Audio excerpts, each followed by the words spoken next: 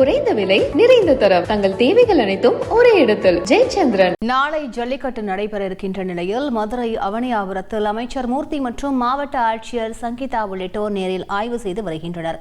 கூடுதல் விவரங்களை செய்தியாளர் சத்யகுமாரிடம் கேட்கலாம். சத்யகுமார், இந்த ஆய்வு தொடர்பான கூடுதல் விவரங்களை பதிவு பண்ணுங்க. சத்யகுமார். நிச்சயமாக அந்த மதுரை அவனியாபுரம் ஜல்லிக்கட்டு போட்டியானது நாளை நடைபெற உள்ள நிலையில் இதற்கான முன்னேற்பாடு பணிகள் தற்போது தீவிரமாக நடைபெற்று வருகிறது. இன்று காலை முதலே அதிகாரிகள் நேரடியாக வந்து இந்த இடத்தில் ஆய்வு மேற்கொண்டு வருகின்றனர். இந்த நிலையில் தற்போது தமிழக வணிக வரி மற்றும் பத்திரப்பதிவுத்துறை அமைச்சர் மூர்த்தி, மதுரை மாவட்ட ஆட்சியர் சங்கீதா மற்றும் மதுரை மாநகராட்சி ஆணையர் தினேஷ்குமார் உள்ளிட்டோர் தற்போது இந்த இடத்தில் நேரில் ஆய்வு செய்து வருகின்றனர்.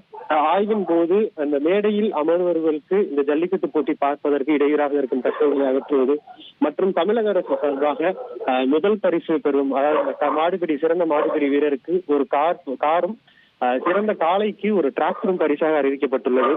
அந்த கார் மற்றும் டிராக்டரை மேடையில் எப்படி நிற்பாட்டுவது என்பது போன்ற ஆலோசனைகள் தற்போது வழங்கியுள்ளன. விரிவான விவரங்களுக்கு நன்றி சத்யகுமார். குறைந்த விலை நிறைந்த தரம் தங்கள் தேவைகள் அனைத்தும் ஒரே இடத்தில் ஜெயச்சந்திரன்.